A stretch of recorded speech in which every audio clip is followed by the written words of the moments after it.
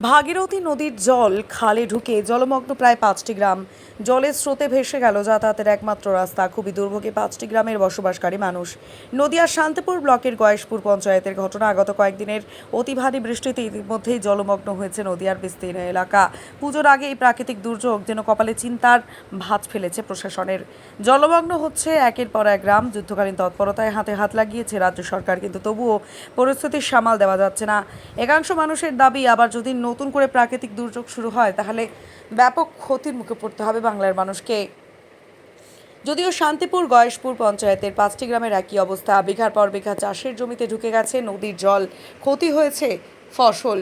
এই নিয়ে চিন্তায় মাথায় হাত চাষিদের। অন্যদিকে একাধিক গ্রামে জল ঢুকে যাতায়াতে রীতিমতো রাতের ঘুম উড়েছে তাদের। এমন পরিস্থিতিতে জল যন্ত্রণায় রয়েছে গ্রামের মানুষগুলি। পারাপারের জন্য করা হয়েছে অস্থায়ী ঘাট, আর সেখান দিয়ে সাধারণ মানুষ যাতায়াত করছেন গ্রামে পৌঁছানোর জন্য। সব মিলিয়ে শান্তিপুর গয়েশপুর পঞ্চায়েতের বর্তমান পরিস্থিতি খুবই খারাপের দিকে।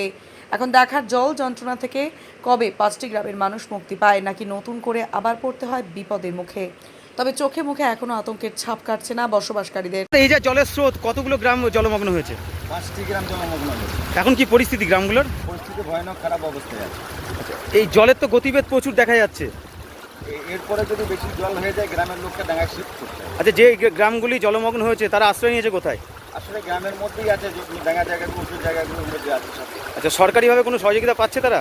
সরকারিভাবে সহযোগিতা তেমন কোনো এখনো কিছু হয়নি। তবে আমাদের বিধায়ক সাহেব কিছু প্রকল্পত্র দিয়েছিল, সেগুলো গ্রামের মধ্যে দেওয়া হবে। আবার যদি প্রাকৃতিক দুর্যোগ হয় তাহলে তো ভয়ানক আকার নিতে পারে। আকার নেবে মানে নিয়ে বসে আছে তো, সমস্ত গ্রামের মানুষ তো বিপদে পড়ে আছে।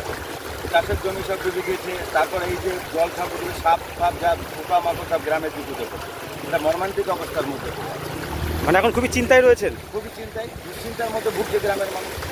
আচ্ছা, এই পঞ্চায়েতের নাম কি? গয়েশপুর অঞ্চল।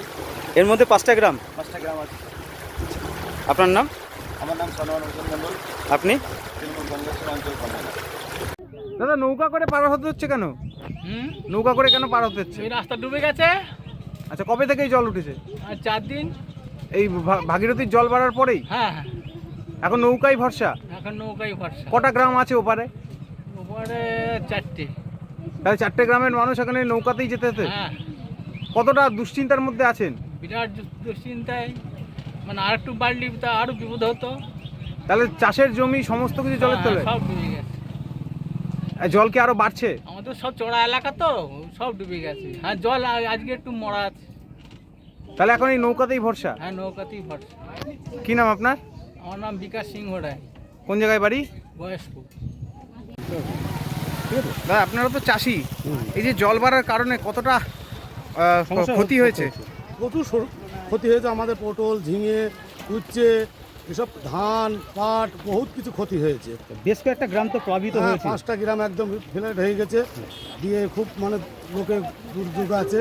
তারা কি পরিস্থিতি আছে যারা ওখানে বসবাস করে? তারা এখন জলের মধ্যে এখন ভাসছে, ধরুন ঠিকমতো খাওয়া দাওয়া পাচ্ছে না, ধান পাচ্ছে না, কিছু পাচ্ছে না, তিরপল পাচ্ছে না। কি চাইছেন সরকারের কাছে? সরকারের কাছে গরিব মানুষের জন্য তিরপল, চাল, মানে খাবার যেটা আসে সেটা। মানে এখন আপনারা অনেকটা কষ্টের মধ্যে? খুব কষ্টের মধ্যে আছে, খুব কষ্টের মধ্যে আছে। সে কথা বলার মতন নয়, না দেখলে বোঝা যাবে না। আপনার নাম? আমার নাম বিশ্বজিৎ বিশ্বাস। আপনি চাষি? চাষি, কোন জায়গায় বাড়ি? গয়েশপুর অঞ্চলে।